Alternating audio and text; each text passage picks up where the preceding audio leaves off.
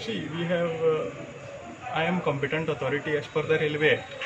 So, as per the Railway Act, whoever have filed an objection, after scrutinizing the objection, आमी तांकां हियरिंगाक आपयल्ले. I had called 9 people for hearing. No लोकांक because of COVID, I cannot call more people. So, in order to maintain the social distancing, I had called only 9 people for hearing. Now, subsequently, many of the protesters have turned up to my office.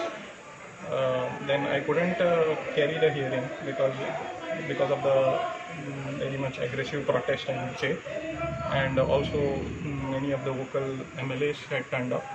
So I could not take the hearing in the afternoon.